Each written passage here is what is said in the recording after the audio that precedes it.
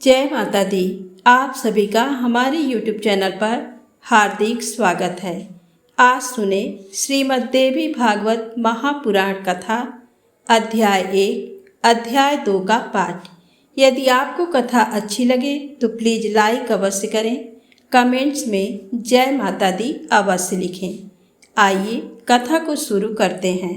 ऋषिगण बोले, हे सूत जी, हे महामते, हे व्यास शिष्य, आप दीर्घजीवी हों।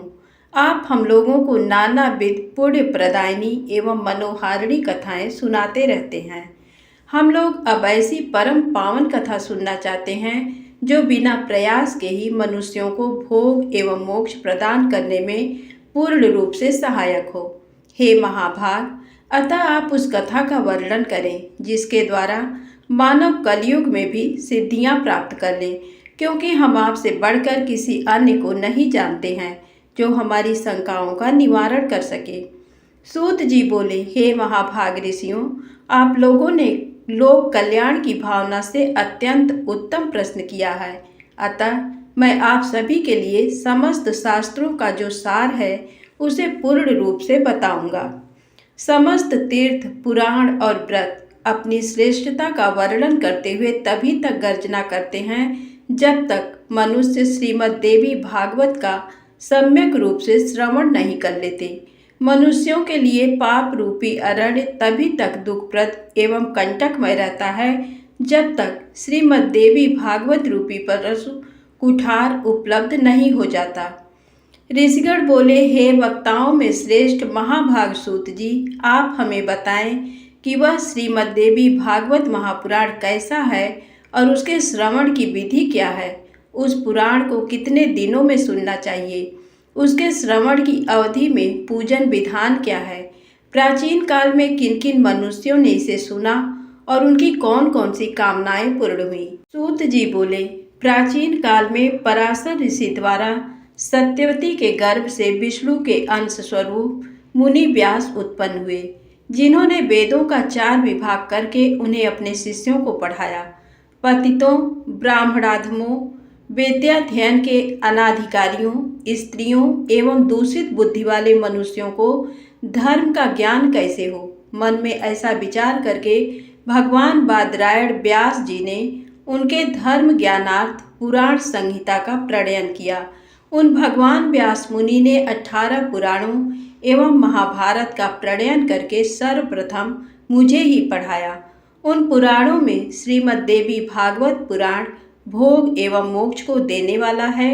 व्यास जी ने राजा जन्मेजय को ये पुराण स्वयं सुनाया था। पूर्व काल में इन जन्मेजय के पिता राजा परीक्षित तक्षक नाग द्वारा काट लिए गए, अतः पिता की संशुद्धि शुभ गति के लिए राजा ने तीनों लोकों की जननी देवी भगवती का विधिवत पूजन अर्चन करके 9 दिनों तक व्यास जी के मुखार बिंद से इस श्रीमद् देवी भागवत पुराण का श्रवण किया। इस नवाह यज्ञ के संपूर्ण हो जाने पर राजा परीक्षित ने उसी समय दिव्य रूप धारण करके देवी का सालोक्य प्राप्त किया।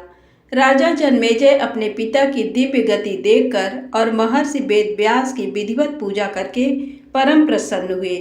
सभी 18 पुराणों में ये श्रीमद् देवी भागवत महापुराण सर्वश्रेष्ठ है और धर्म, अर्थ, काम तथा मोक्ष को प्रदान करने वाला है।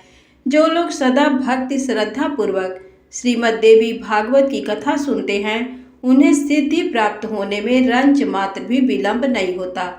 इसलिए मनुष्यों को इस पुराण का सदा पठन श्रवण करना चाहिए। पूरे दिन के आधे समय तक, चौथाई समय तक, मुहूर्त भर अथवा एक क्षण भी जो लोग भक्ति पूर्वक इसका श्रवण करते हैं उनकी कभी भी दुर्गति नहीं होती। मनुष्य सभी यज्ञों, तीर्थों तथा दान आदि शुभ कर्मों का जो फल प्राप्त करता है वही फल उसे केवल एक बार श्रीमद् देवी भागवत पुराण के श्रवण से प्राप्त हो जाता है। सतयुग आदि युगों में तो अनेक प्रकार के धर्मों का विधान था, किंतु कलयुग में पुराण श्रवण के अतिरिक्त मनुष्यों के लिए अन्य कोई सरल धर्म विहित नहीं है। कलयुग में धर्म एवं सदाचार से रहित तथा अल्प आयु वाले मनुष्यों के कल्याणार्थ महर्षि वेद व्यास ने अमृत रसमय श्रीमद् देवी भागवत नामक पुराण की रचना की। अमृत के पान से तो केवल एक ही मनुष्य अजर अमर होता है, किंतु भगवती का कथा रूप अमृत संपूर्ण कुल को ही अजर अमर बना देता है। श्रीमद् देवी भागवत के कथा श्रवण महीनों तथा दिनों का कोई भी नियम नहीं है, अतएव मानवों द्वारा इसका सदा ही सेवन, पठन, श्रवण किया जाना चाहिए। आश्विन, चैत्र, माघ तथा आषाढ़ इन महीनों के चारों नवरात्रों में इस पुराण का श्रवण विशेष फल प्रदान करता है। अतएव श्रीमद् देवी भागवत का ये नवाह यज्ञ समस्त पुण्य कर्मों से अधिक फलदायक होने के कारण मनुष्यों के लिए विशेष पुण्यप्रद कहा गया है। जो कलुषित हृदय वाले, पापी, मूर्ख, मित्रद्रोही, वेदों की निंदा करने वाले, हिंसा में रत और नास्तिक मार्ग का अनुसरण करने वाले मनुष्य हैं, वे भी कलयुग में इस नवाह यज्ञ के अनुष्ठान से पवित्र हो जाते हैं। जो फल कठिन तपस्याओं, तीर्थ सेवन, व्रतों, अनेक विधि दान, नियमों, यज्ञों, हवन एवं जप आदि के करने से प्राप्त नहीं होता है, वह फल मनुष्यों को श्रीमद् देवी भागवत के नवाह यज्ञ से प्राप्त हो जाता है। हे विप्रों, गंगा, गया, काशी, नैमिषारण्य, मथुरा, पुष्कर तथा बद्रिकारण्य भी मनुष्यों को उतना शीघ्र पवित्र नहीं कर पाते हैं जितना कि श्रीमद् देवी भागवत का ये नवाह यज्ञ लोगों को पवित्र कर देता है। अतएव श्रीमद् देवी भागवत पुराण सभी पुराणों में श्रेष्ठतम है। इसे धर्म, अर्थ, काम तथा मोक्ष की प्राप्ति का उत्तम साधन माना गया है। जो व्यक्ति भक्तिभाव से देवी के इस भागवत पुराण का पाठ अथवा श्रवण करता है, वह धर्म, अर्थ, काम और मोक्ष प्राप्त कर लेता है।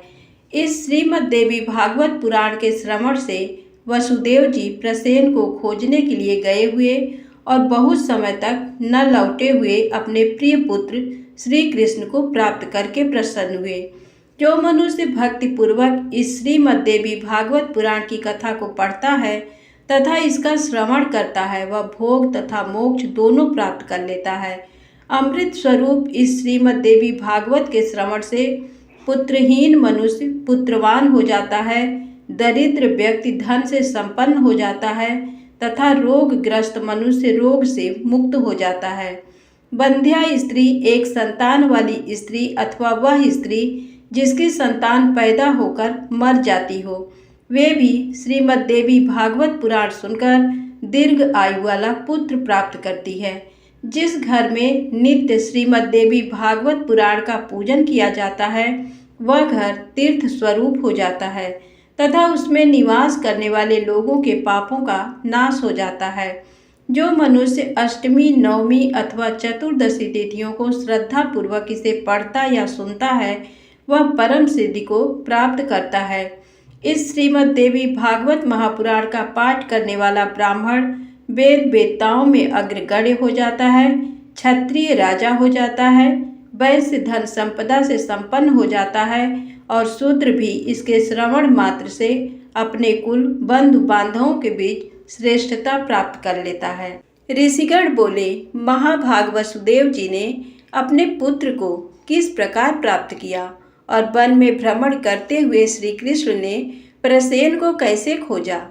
हे सुमते, हे सूत जी, किस विधि से और किससे वसुदेव जी ने श्रीमद् देवी भागवत पुराण का श्रवण किया? आप हम लोगों को ये कथा बताएं।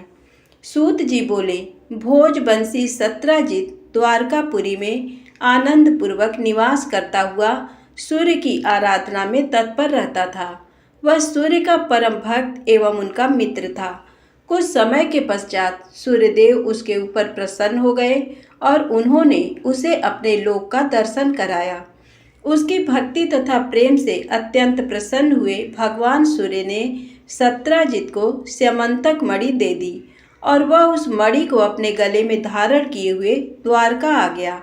उसे देखकर मणि के तेज से भ्रमित नागरिकों ने सत्राजित को सूर्य समझकर सुधर्मा नामक अपनी सभा में विराजमान श्री कृष्ण के पास पहुंचकर उनसे कहा, हे जगतपते, आपके दर्शन की अभिलाषा से भगवान सूर्य स्वयं आपके पास आ रहे हैं। ये बात सुनकर सभा में श्री कृष्ण हंसकर बोले, हे बाल स्वभाव नागरिकों, ये सूर्य भगवान नहीं हैं, बल्कि सत्राजित हैं, जो स्वयं सूर्य द्वारा प्रदत्त स्यमंतक मणि से दीप्तिमान होता हुआ यहाँ आ रहा है। उसके पश्चात ब्राह्मणों को बुलाकर सत्राजित ने स्वस्ति वाचन कराया और भली भांति पूजन करके उस मणि को अपने घर में स्थापित किया। वह मणि जहाँ रहती थी वहाँ किसी प्रकार की महामारी, दुर्भिक्ष तथा उपसर्ग, भूकंप आदि प्राकृतिक संकट का भय उत्पन्न नहीं होता था। और उस मणि की एक विशेषता ये भी थी कि वह नित्य 8 बार स्वर्ण दिया करती थी। तदनंतर एक दिन सत्राजित के भाई प्रसेन ने उस मणि को गले में धारण कर सिंधु देशी घोड़े पर सवार होकर आखेट के लिए वन की ओर प्रस्थान किया। वहां वन में किसी सिंह ने उसे देखा और घोड़े सहित प्रसेन को मारकर सिंह ने वह मणि स्वयं ले ली। इसके पश्चात महाबली ऋक्षराज जाम्बवान ने मणि धारण करने वाले उस सिंह को अपने गुफा के द्वार पर देकर और उसे मारकर मणि स्वयं ले ली। पराक्रमी ऋक्षराज ने वह मणि खेलने के लिए अपने पुत्र को दे दी और वह बालक भी उस प्रदीप्त मणि को पाकर उसके साथ खेलने लगा। कुछ काल बीतने पर भी प्रसेन के वापस न लौटने पर सत्राजित अत्यंत दुखी हुआ और सोचने लगा कि मणि लेने की इच्छा से न जाने किसने प्रसेन को मार डाला। इसी बीच द्वारकापुर में नागरिकों की पारस्परिक बातचीत से किसी प्रकार ये किंवदंती फैल गई कि मणि के लोभ के वशीभूत श्री कृष्ण ने ही प्रसेन का वध किया है। श्री कृष्ण ने भी जब अपने विषय में अपयश की वह बात सुनी तो उन्होंने अपने ऊपर लगे हुए कलंक के परिमार्जन हेतु प्रसेन के अन्वेषणार्थ नागरिकों के साथ प्रस्थान किया। वन में पहुंचने पर श्री कृष्ण ने सिंह द्वारा मारे गए प्रसेन को देखा और तदनंतर गिरे हुए रक्त बिंदुओं से चिन्हित मार्ग का अनुसरण करके सिंह को खोजते हुए वे कुछ दूर गए। इसके पश्चात एक गुफा के द्वार पर मरे हुए सिंह को देखकर भगवान श्री कृष्ण करुणा युक्त वाणी में नागरिकों से बोले, मणि का हरण करने वाले को खोजने के लिए मैं इस गुफा के भीतर प्रवेश कर रहा हूँ। जब तक मैं वापस न आ जाऊं तुम लोग यहीं पर ठहरो। वे द्वारकावासी ठीक है ऐसा बोलकर वहीं पर ठहर गए और श्री कृष्ण गुफा के भीतर प्रविष्ट हुए। वहां जाम्बवान का घर था। तत्पश्चात वहां पहुंचने पर श्री कृष्ण ने ऋक्षराज के पुत्र को मणि धारण किए देखकर मणि को छीनना चाहा। इस पर उसकी धात्री भयभीत होकर चिल्लाने लगी। तब धात्री की आवाज़ सुनकर जाम्बवान तुरंत वहां आ गया और वह अपने पूर्व स्वामी श्री कृष्ण के साथ दिन रात निरंतर युद्ध करने लगा। इस प्रकार उन दोनों के बीच 27 दिनों तक भयंकर युद्ध हुआ। इधर द्वारकावासी गुफा के द्वार पर 12 दिनों तक तो श्री कृष्ण के आगमन की प्रतीक्षा करते हुए ठहरे रहे, किंतु इसके बाद वे भयभीत होकर अपने अपने घर चले गए और वहां पहुंचकर उन्होंने लोगों से सारा वृत्तांत कहा। द्वारकापुरी के सभी नागरिक ये सब सुनकर सत्राजित की भर्त्सना करते हुए अत्यंत शोक विह्वल हो गए। महाभाग वसुदेव जी अपने पुत्र का वह समाचार सुनकर परिवार सहित महान शोक से मूर्छित हो गए और बार बार सोचने लगे कि मेरा कल्याण किस प्रकार हो। उसी समय ब्रह्मलोक से देवर्षि नारद वहां आ गए। वसुदेव जी ने उठकर उन्हें प्रणाम करके विधिवत उनकी पूजा की। देवर्षि नारद महामती यदुश्रेष्ठ वसुदेव जी से कुशल क्षेम पूछकर उनसे बोले, आप क्यों चिंतित हैं, ये मुझे बताइए। वसुदेव जी बोले, मेरा अतिशय प्रिय पुत्र श्री कृष्ण प्रसेन को खोजने के लिए द्वारका के नागरिकों के साथ वन में गया था, जहां उसने प्रसेन को मरा हुआ देखा। इसके पश्चात प्रसेन को मारने वाले सिंह को भी एक गुफा के द्वार पर मरा देखकर श्री कृष्ण नागरिकों को द्वार पर ही रोककर स्वयं गुफा के अंदर चले गए। बहुत दिन व्यतीत हो चुके हैं, किंतु मेरा पुत्र अभी तक नहीं लौटा, जिससे मैं चिंतित हूँ। अतः हे मुने, आप कोई ऐसा उपाय बताइए जिससे मैं अपने प्रिय पुत्र को प्राप्त कर सकूं। नारद जी बोले, हे यदुश्रेष्ठ, आप पुत्र की प्राप्ति के लिए अंबिका देवी की आराधना कीजिए। उनकी आराधना से शीघ्र ही आपका कल्याण होगा। वसुदेव जी बोले, हे भगवान, वे देवी कौन हैं वे महेश्वरी किस प्रकार के प्रभावशाली हैं तथा उनकी आराधना किस प्रकार की जाती है। हे देवर से कृपा करके ये बताएं। नारद जी बोले, हे महाभाग वसुदेव, देवी के अतुलित महात्म्य का विस्तार पूर्वक वर्णन करने में कौन समर्थ है, अतः मैं संक्षेप में ही कह रहा हूँ, आप उसे सुनो। जो भगवती शाश्वत सच्चिदानंद स्वरूपा और परात्पर तरा देवी हैं तथा जिनके द्वारा ये जगत व्याप्त है, जिनकी आराधना के प्रभाव से ही ब्रह्मा इस चराचर सृष्टि की रचना करते हैं, जिनका स्तवन करके भगवान विष्णु मधुकैटभ के भय से मुक्त हुए तथा जिनकी कृपा से वे विश्व का पालन पोषण करते हैं, जिनके कृपा कटाक्ष मात्र से भगवान शंकर जगत का संहार करते हैं और जो संसार के बंधन की कारण रूपा हैं, वे ही मुक्ति प्रदान करने वाली हैं, वे ही परम विद्या स्वरूपा हैं और वे ही समस्त ईश्वरों की भी ईश्वरी हैं। अतः आप नवरात्रि विधान के अनुसार जगदम्बा की विधिवत पूजा करके 9 दिनों में इस श्रीमद् देवी भागवत पुराण का श्रवण कीजिए, जिसके श्रवण मात्र से आप शीघ्र ही अपने पुत्र की प्राप्ति कर लेंगे। इस पुराण का पाठ तथा श्रवण करने वाले मनुष्यों से भोग एवं मोक्ष दूर नहीं रहते। नारद जी के ऐसा कहने पर वे वसुदेव जी मुनिश्रेष्ठ नारद को प्रणाम करके अत्यंत प्रेम पूर्वक कहने लगे। वसुदेव जी बोले, हे भगवान, आपके इस कथन से देवी महात्म्य से संबंधित एक अपना वृत्तांत मुझे याद आ गया। मैं उसे कह रहा हूँ, आप सुनिए। पूर्व काल में पापी कंस ने आकाशवाणी के माध्यम से देवकी के 8वें गर्भ से अपनी मृत्यु जानकर भयभीत हो भार्या सहित मुझको बंदी बना लिया। तदनंतर मैं अपनी पत्नी देवकी के साथ कारागार में रहने लगा और पापी कंस भी मेरे पैदा होने वाले पुत्रों को एक एक करके मारता रहा। इस प्रकार जब कंस के द्वारा मेरे 6 पुत्र मार डाले गए, तब मेरी निर्दोष भार्या देवकी अत्यंत शोकाकुल हो उठी और दिन रात दुखी रहने लगी। तत्पश्चात गर्ग मुनि को बुलाकर उनका अभिवादन तथा पूजन करके पुत्र प्राप्ति की कामना से मैंने उनसे देवकी का दुख बताकर कहा, हे भगवान, हे दया सिंधो, हे मुनिवर, आप यदुकुल के गुरु हैं, अतः मुझे आयुष्मान पुत्र की प्राप्ति का कोई उपाय बताइए। इसके अनंतर दया निधान गर्ग जी प्रसन्न होकर मुझसे कहने लगे। गर्ग जी बोले, हे महाभाग वसुदेव, अब आप उस सर्वश्रेष्ठ साधन को सुनिए जो भगवती दुर्गा अपने भक्तों की दुर्गति का विनाश कर देती हैं। आप उन कल्याणकारिणी देवी की आराधना कीजिए, इससे शीघ्र ही आपका कल्याण होगा, क्योंकि उनकी आराधना से सभी लोगों की समस्त कामनाएं पूर्ण हो जाती हैं। दुर्गा की उपासना करने वाले मनुष्यों के लिए संसार में कुछ भी दुर्लभ नहीं है। गर्ग मुनि के ऐसा कहने पर मैं प्रसन्न हो गया और अपनी पत्नी सहित मुनिश्रेष्ठ गर्ग को परम श्रद्धा पूर्वक प्रणाम करके दोनों हाथ जोड़कर मैंने उनसे कहा। वसुदेव जी बोले, हे भगवान, हे करुणा सागर, हे गुरु, यदि आप मुझ पर स्नेह रखते हैं तो मेरे कल्याण के निमित्त आप ही उन भगवती चंडिका की आराधना कर दें।